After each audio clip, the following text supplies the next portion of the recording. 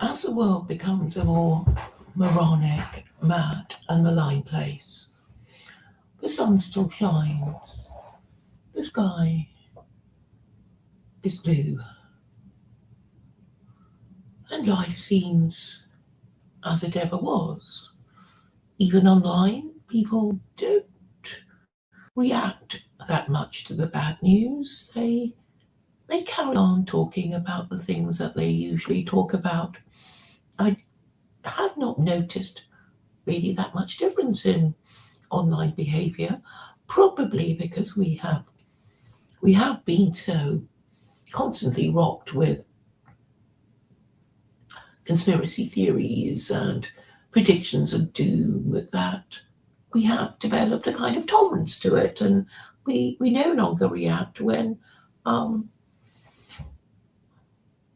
when we think, or when some of us think, something terrible is about to happen, and it really must surely happen this time. Surely by now it will have happened, and Western civilization will come to a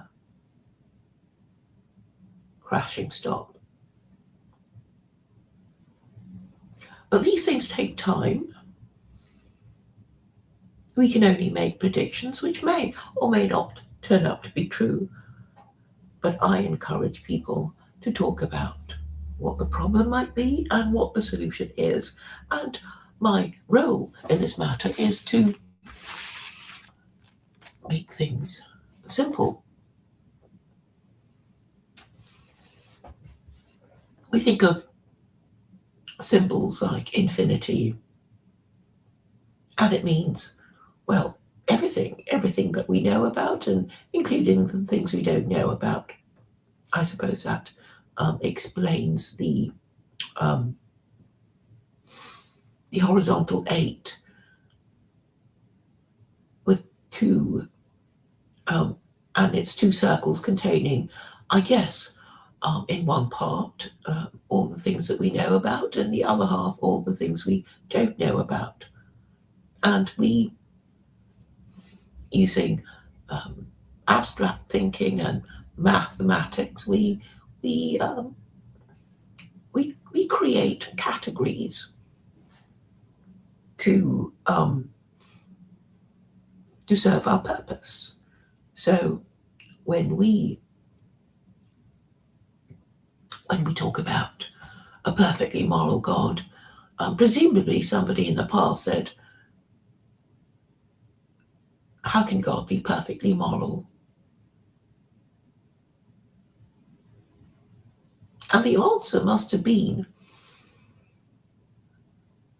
if an all-powerful God exists, he would be perfectly moral, wouldn't he? He would hardly be immoral, because it is easier to be immoral than to be moral, and being the all-powerful God,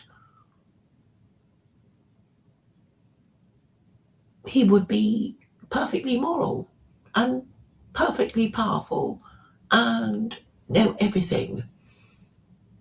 You get the gist of things. And he would be eternal. And when we think of the world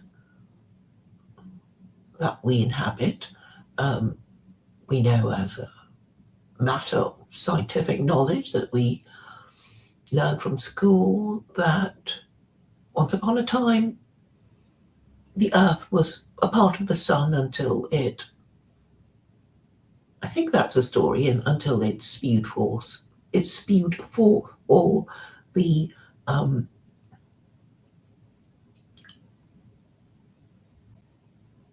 all the planets of the solar system.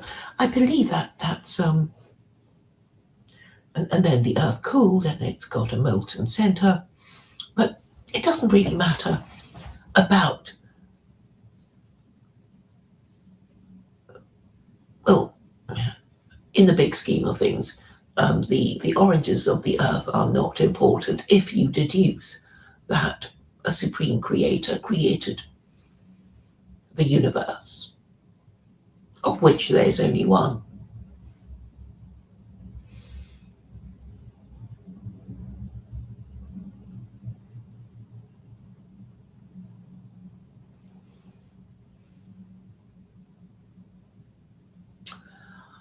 I began by talking about categories, and I tried to explain the purpose of these categories. So the afterlife is a category that is in doubt, but it was created as a way of explaining the omnipotence of God, because it is only with the afterlife that we can explain, that we can argue that good will be rewarded and evil punished in this life and the next. Because it is not enough for us to look around in our world, in our lifetimes, and see much good being rewarded or much evil being punished, or even find enough historical examples of this happening for us to think that good will certainly be rewarded and evil certainly punished. And for this reason, so many millennia ago was created the category of the afterlife. Perhaps it wasn't millennia, perhaps it was a few centuries, perhaps it was Maimonides, and perhaps it was, well, whoever wrote the Quran, that you can have two possibilities of afterlife, one in which you enjoy eternal bliss and another in which you suffer eternal torment. And these are the categories. So the category of the afterlife is divided into, well, two for believers in the Abrahamic religion, and possibly three to take into account people who believe in reincarnation. And even those who believe in reincarnation understand the going up one step and the going down one step idea of the afterlife. So Hindus and Buddhists believe that if you behaved properly in this life, you will get a better lifetime in your next, or be given more of a good start in life. And if you behave badly, you will not have such a good life in your next life. So there are three ideas of the afterlife, as far as I know. I don't think there are any more possible. There are more possibilities than the three that I can think of. In that, well, hell is final, heaven is final.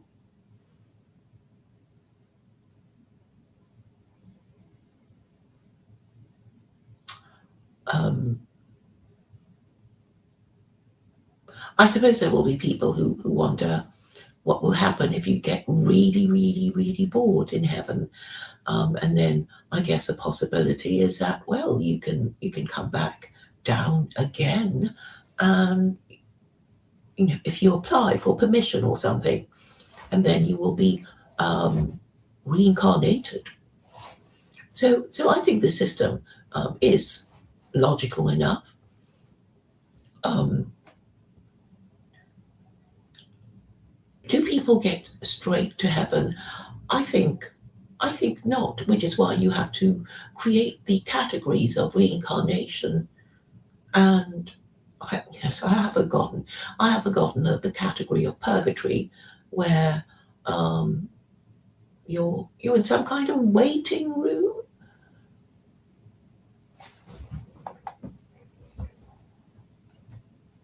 I should look it up really, and I will.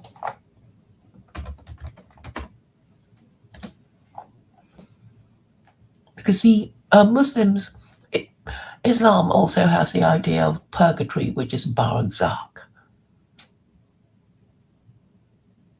In Catholic doctrine, purgatory refers to the final cleansing of those who died in the state of grace and leaves them only the holiness necessary to enter the joy.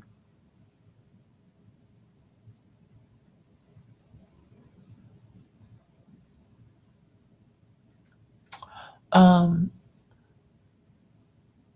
to enter the joy of heaven. It is entirely different from the punishment of the damned and is not related to the forgiveness of sin for salvation. A forgiven person can be freed from their unhealthy attachment to creatures by fervent charity in this world and otherwise by non-vindictive temporal, i.e. non-eternal punishment of purgatory. Yes, so it seems that the Catholics have created a third category of afterlife existence. So purgatory is a passing intermediate state after physical death, or purifying or purging a soul before entering heaven.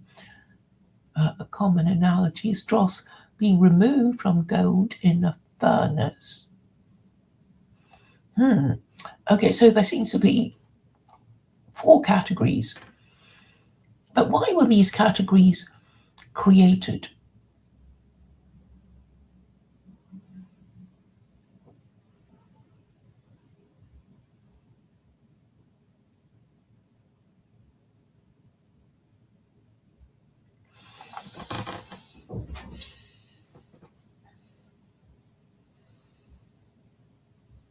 I suppose it is to deal with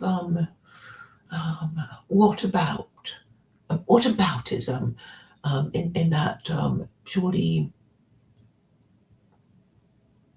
not everybody deserves to go to heaven because they've done all these evil things, and there'll be question marks about their entitlement to go to heaven without being clearly worthy of hell, and and maybe a further process is required, a trial or something, or a waiting period, as is a general idea.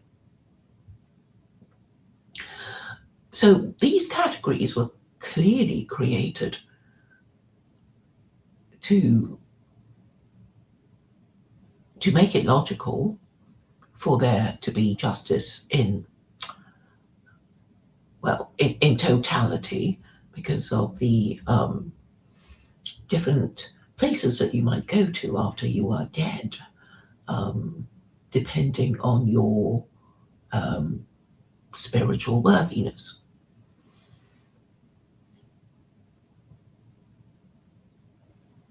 And these categories were created in order to make it logical for us to believe that there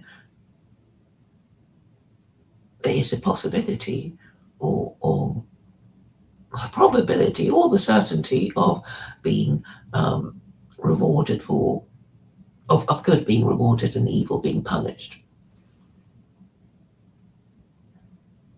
And obviously, to make people believe in God and the afterlife, to motivate them to do things that they otherwise wouldn't do, you have to promise them something for their sacrifice, or they won't do it. And if you just say it and it doesn't quite make sense, then they won't believe you and they won't do it. So you have to make the whole thing make sense, and that is why so much blood and treasure has been expended towards trying to make people believe in the right way. And to this day, people argue with each other about the correct way of believing in their religion. Indeed, I have been told that some people are sick and tired of me telling them about the correct way to believe in their religion, with the implication being that, since I'm not Christian or Muslim or whatever, I have no right to tell them how to believe in a religion not my own. I don't think I necessarily have to be a true believer. All I need to know is if you believe in X, then you should be doing Y. That sort of idea.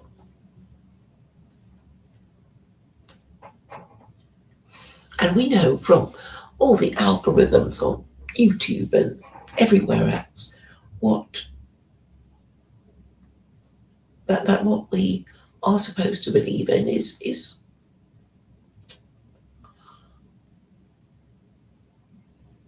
is a subject of manipulation by the powers that be. There are certain topics that we may not discuss. There are certain beliefs that are low status beliefs, and but these categories change as public opinion changes and what the government is minded to allow or discourage changes. And we are now in a state of flux.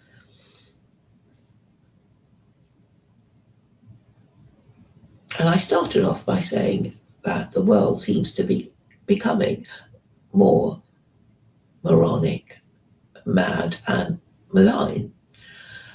And obviously, this is a problem, and we want it to be sane and logical and not be told lies, because it is always upsetting to be lied to. We would all prefer to live in a society where we would be rewarded for using facts and logic to solve problems than ignoring facts and logic and being called names if we use facts and logic to support our arguments.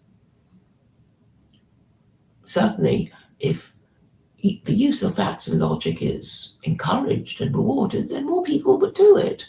But because it isn't, fewer and fewer people are doing it until you get to the point where people kind of laugh at you for insisting that you are right if you are using facts and logic. And I suppose up to a point they're saying to you, yes, you may use facts and logic, but what are you going to do about it if the people around you do not support facts and logic? What are you going to do then? What is your solution to that problem? And my theoretical solution is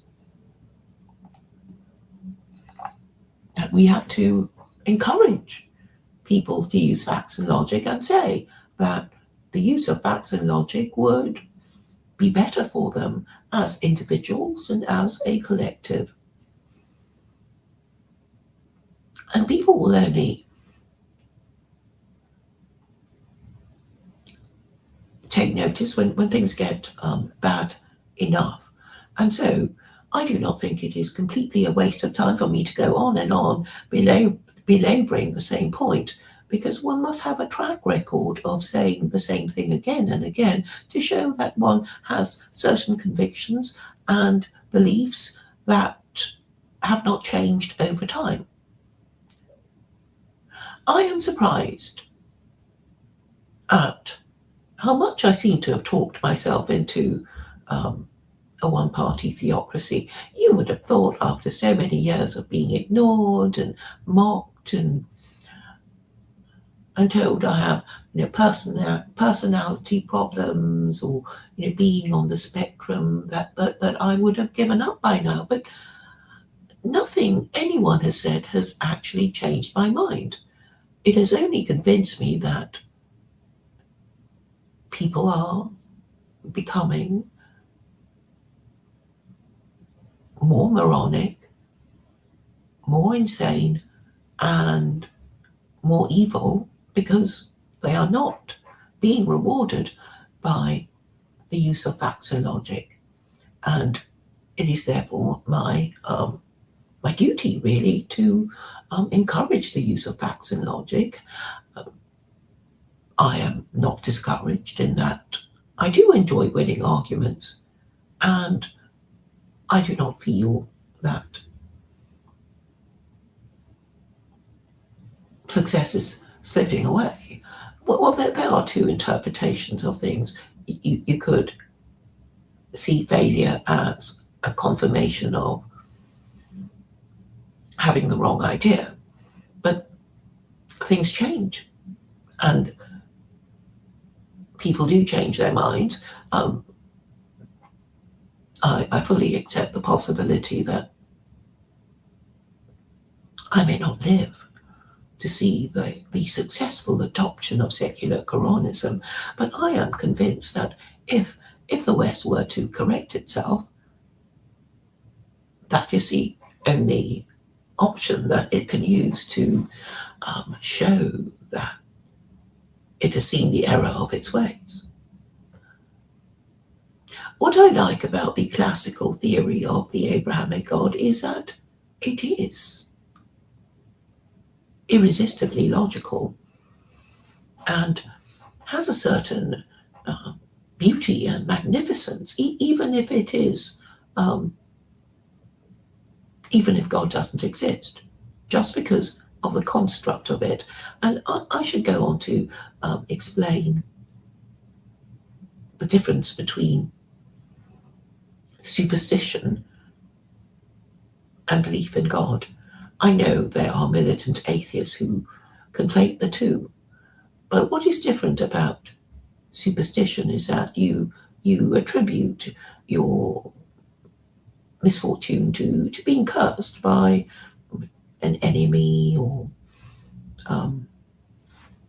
someone you know that has betrayed you. But if you have a different idea of cause and effect, if you correctly attribute cause and effect to God, the uncaused first cause, then everything makes more sense. And even if you are currently the victim of injustice and you are suffering, you have the comfort of knowing that if you are a good person, you will be rewarded for putting up with your suffering without complaint and without being mean to other people. And yes, if you are putting up with misfortune gracefully rather than blaming people and possibly blaming the wrong kind of people and refusing to be corrected. So the difference between superstition and believing in God is that superstition is attributing misfortune or good fortune to the stars, curses, blessings from people with supposedly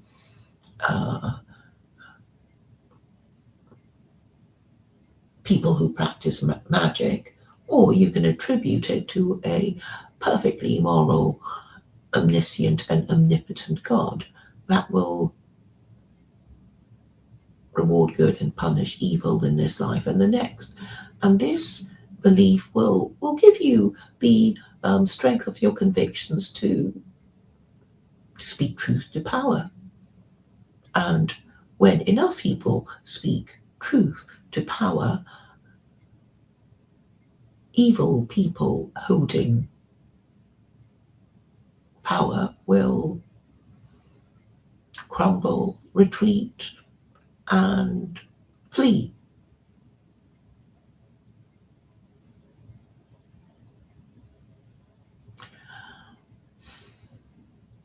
And even if they do bad things to you, in the meantime, you will have to believe that eventually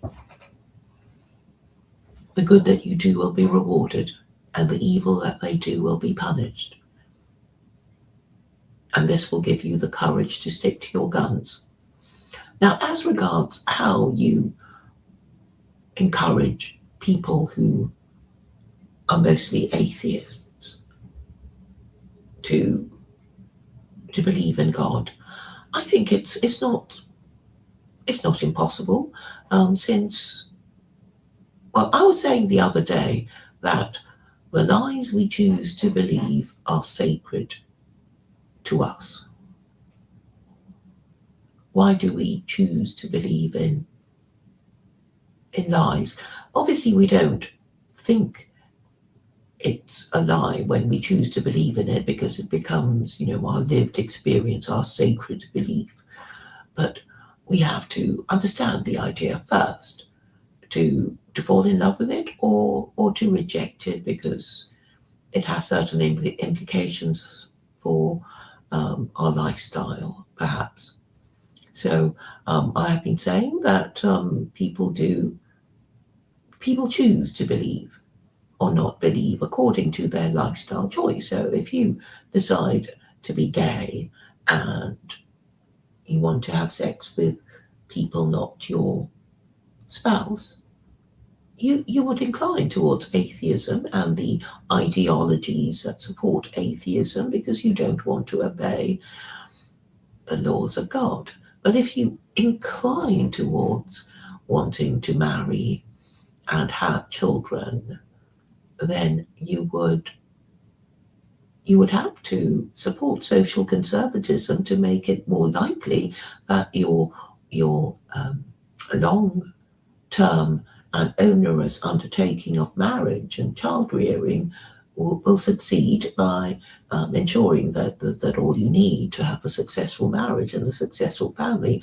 are in place, and that would be patriarchy that you would have to support to increase the likelihood of your enterprise of marriage being successful. So, although the existence or non-existence of God cannot be falsified, the fact that neither of these positions can be falsified would make it neither illogical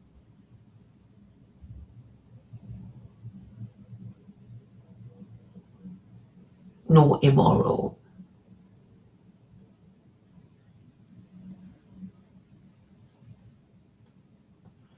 To to doubt the existence of God.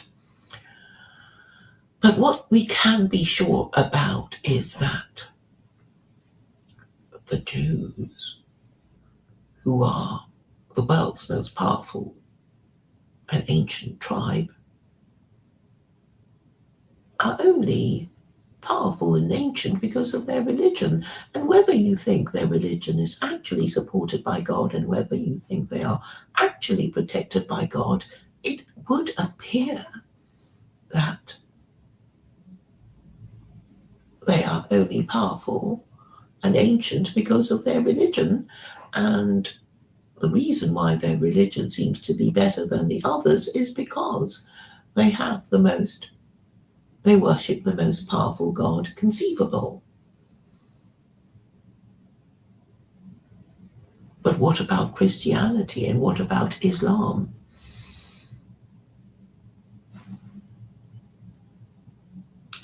Which are also Abrahamic religions. Well, we can see that nothing is forever. We already know there have been 3 global Christian empires. But we also know that the Abrahamic God forbade idolatry in his commandments.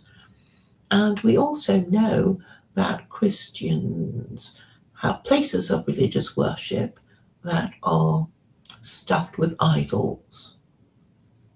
And this means that their religion must be idolatry, forbidden by God.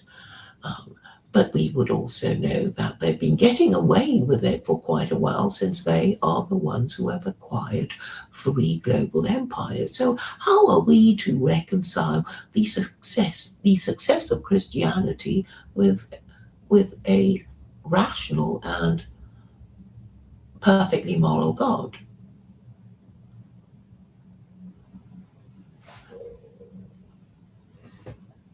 Since nothing is forever and we are inexorably being carried from the present into the future as we were carried into the present from the past, we are being moved along whether we want to or not. And as we are being moved along, the scenery changes. And when the scenery changes, we also change. And it could be argued that a benevolent God would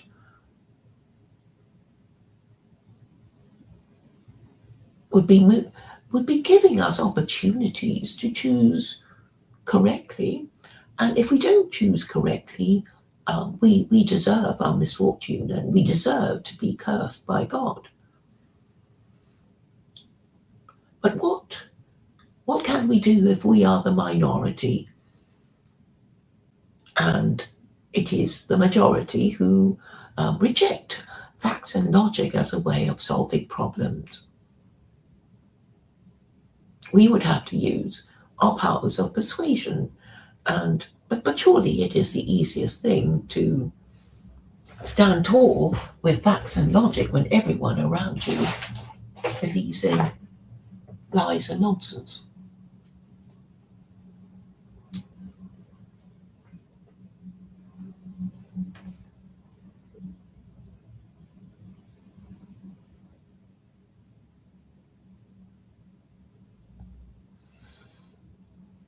And this is where the narrative is the most important. So earlier I was talking about, well, if you're superstitious and if you attribute your misfortune to certain groups that you have always distrusted or certain individuals that you think do not like you and bear ill will towards you, you could be blaming them. But if you believed in a benevolent and perfectly moral God, you would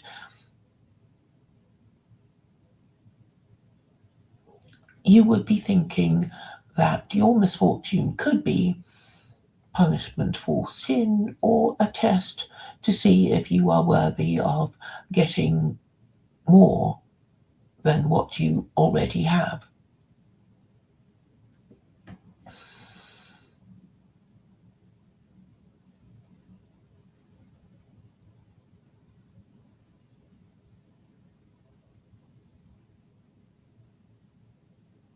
So if we believe that a benevolent God exists and has taken the trouble to give us laws for us to obey for our own good as safety rails, then we should, well, if we want to accept the bargain of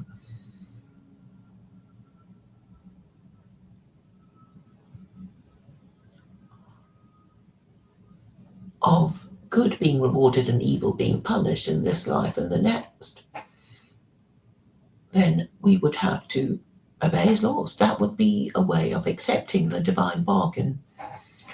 And obviously, those who do not accept the divine bargain deny the existence of God. But it is actually useful that there are so many hypocrites around who tend to be, well, claim to be believing Jews and Christians and Muslims.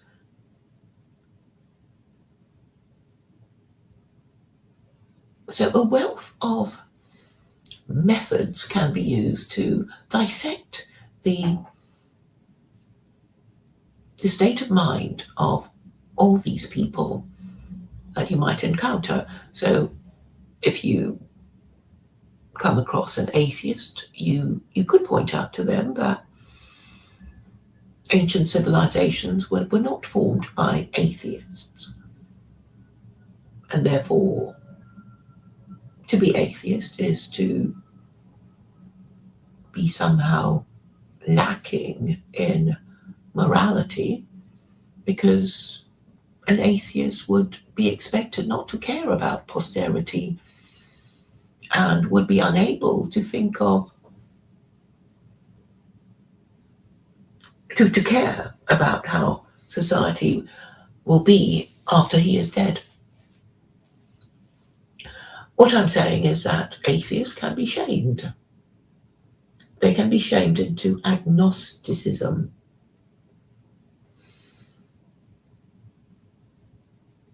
And then they can be told that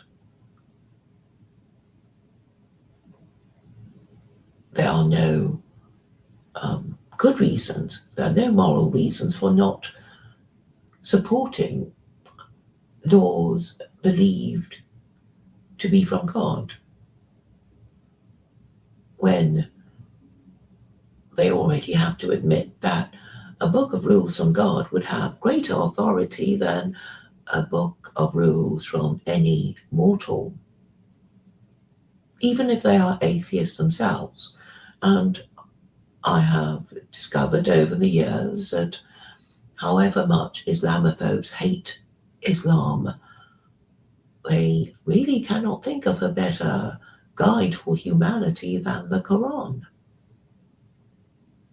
And since most of them are too full of hatred to even think of reading it, we cannot accept anything that they say about the Quran as being informed opinion.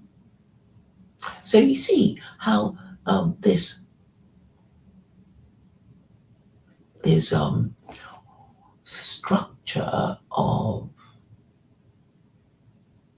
morality is very useful for identifying people who may not be quite on board with what you're doing, but if they want to show themselves to care for their people and their nation and their society and the future of their children and grandchildren and the possibility of descendants, then they would have to, well, buy into the whole system. And if they are transgender and gay and atheist and antinatalist, then you can already discredit them for not caring about the future of their own country and being able to discredit their opinions because of their beliefs. So I think that is very useful. Now I really have to address the subject and the title of the nature and purpose of fake Rolexes and fake religions. So on the question of a fake Rolex, why would anybody want one? Do they think that they can impress upon their friends and family that they actually own a Rolex when everybody knows about fake Rolexes? Perhaps it's a conversational starter. I'm really talking about why people might want a fake thing, because I guess they're admitting that I can't afford the real thing, but the fake thing is still fun to have, and isn't it cute, or isn't it a well-made fake, or there may be people who think the fake is as good as a real thing, or even better, or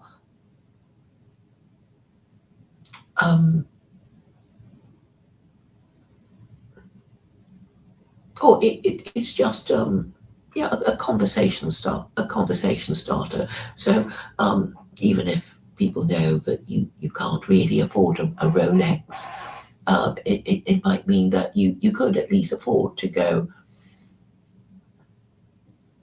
to an exotic foreign holiday destination where fake Rolexes are sold. But it seems these days fake Rolexes are now sold in the West by Westerners. But obviously the fake is useful for status reasons. So there would be people who would like an old master, a genuine Van Gogh, that sort of thing. But some people might even pay over the top prices in order to be able to claim that they've got the real thing and they're hanging on their wall. But even if it was subsequently proven that the authentic painting, the painting that they thought was authentic was a fake after all, it could still serve the purpose of still being a conversation piece. That's a very good fake, for people to ask, well, is it where did you get it? How much did it cost you? Blah blah blah. And of course, there might be some cheap print of a Van Gogh that nobody ever would ever think to ask if it's genuine. Because it's just a printed copy and not actual oil painting with all the brush strokes and things and the signature, and whatever. And now we come to the subject of fake religions. Jews like to call Christianity a fake religion, and atheists also call, well, all the religions fake religions, with the implication that their belief system is best of all. But who can tell? Who is to know? And I'm saying there are objective ways of of, of saying, well, the Jews, they're still around, and they're still around annoying everybody, even the Christians with their three global empires. They're still doing stuff for Jews. But people do say that. And perhaps that is why there is so much rivalry between the Abrahamic religions. But again, it's perfectly obvious which religion we should have if we were minded to choose a religion.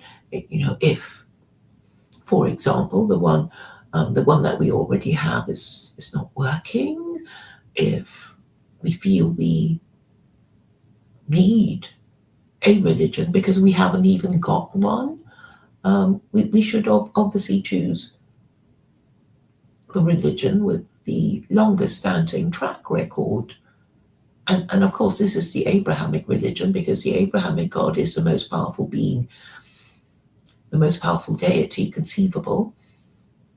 And we also know that the Abrahamic religions, as a group of religions, have are categorized as organized religion. And we also know that organized religions are more effective at organized violence, and this is linked to the ability to acquire empire. And we also know that the global hegemon, that is America, actually lacks a religion. And it is controversial whether America is indeed a Christian nation. Way back in 1892, there was a question mark of whether America is a Christian nation, and the answer seems to be that no, we're not a Christian nation because of the separation of the church and state, and also the founding fathers denied the Trinity. There were 5 of them. It was Adams, Franklin, Jefferson, Washington, and I can't remember the other one, but there were 5. Anyway, because they were Masons, they were deemed to be not quite Christian, kind of Jewish, and kind of Muslim. So they would be worshipping a creator who is not Jesus, and this would satisfy the description of worshipping the Abrahamic God. There are a few clues in the American Declaration of Independence about unalienable rights given to man, particularly the one mentioned in the First Amendment, which is really about allowing Americans the space in which to express incorrect opinions. And I'm saying it's supported by Chapter 2, verse 256, that says there is no compulsion in belief. Truth stands clear from error. And this is obviously very important if we're trying to discuss affairs of state, complicated subjects, and you don't want to be accused of being a heretic, a misogynist, a fascist, etc. You want to be able to express your ideas, entertain the ideas of other people without being, accused of thought crime. And therefore, it is really the most important human right at all of all.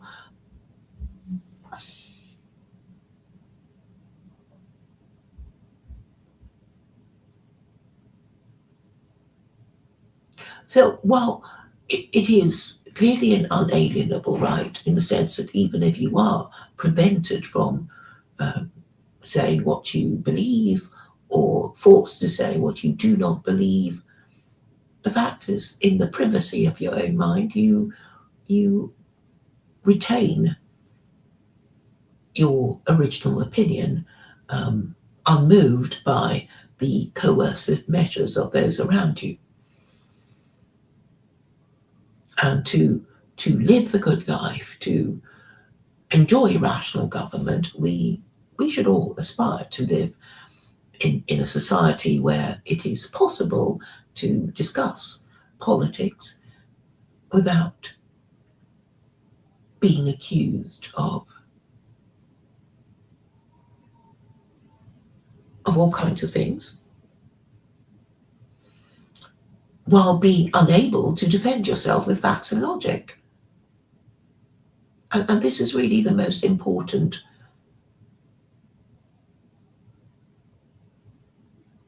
or it is the most important human right of all. And there's only one divine revelation that uncompromisingly supports it. And there's only one secular political ideology called secular Quranism that uncompromisingly supports it. I do link the First Amendment with chapter 2, verse 256 of the Quran. And I think this construction of the way forward is really quite easy to understand. Now, as regards fake religions, I would say the best religion would be religions that are easy to believe, that are in conformity with facts and logic, and that would be, the Abrahamic religions tick all the boxes. And out of the three Abrahamic religions, we would have to eliminate the one that compels idolatry, because we already know that the Abrahamic God forbade idolatry. And we know that Christians are helpless when they are accused of being guilty of idolatry, because they, after all, do worship an executed blasphemer as a co-equal of the supreme and eternal Abrahamic God who created the universe, which is obviously absurd. So I don't see why it can't be done, why just using facts and logic and a bit of theology to take down the house of cards that is the Trinity. I just don't see why it cannot be done. I do believe I've explained it. I hope I've been clear enough. I wish more people would comment and adopt my ideas. I do see signs of my ideas being adopted, and that is very, very reassuring. Of course, I don't really expect to be given credit for my ideas, because if I did demand that, all my ideas are copyrighted and saying they are unique to me, and I have to be, license people to use my ideas, and then of course nobody will use it. But if I allow them to have my ideas for free and encourage them to use them, then I think they will spread more quickly and, yes, be more widely used than if I license my ideas and claimed some kind of intellectual property over them. Because at the end of the day, although I think some of my ideas are genius and brilliant and original and unique, I suppose I must have got them somewhere. And in the matter of politics, you really can't charge people for copyright in the way a musician would or a novelist would, because what you're doing is really it's like you've written a political pamphlet and you want to give them away, and you want people to take your pamphlet and you want them to read it, and you're not going to be able to get them to pay for it, simply because people already think that their ideas are better than yours, because everybody's got an opinion. And therefore, it would be over optimistic to expect people to want to pay to hear your political opinions. And this is one of the reasons why I think a lot of people who are monetized are in fact doing themselves a disservice. Because if you get your income from your viewers and subscribers, then you are in a way beholden to them, and you will feel upset if they stop viewing and stop subscribing and stop sharing, because after you have said something they dislike. But if you're not being paid at all, then in a way the world is your oyster. You can say whatever you think and feel no guilt about alienating certain generous donors, shall we say. And I think it would be quite hard to prevent yourself from, not offending certain people because they are, your biggest subscriber and your who's always sending super chats or whatever. So Substack is, in a way, a trap, because nobody is going to engage with you if they disagree with you, but have to pay you in order to argue with you. But they're just not going to do that. And I have found that a lot of my best ideas have been generated by people annoying me and disagreeing with me, and for me to work out how to get round them. And in the end, my opponents are the people who have given me my best ideas. So thank you, supporters and opponents.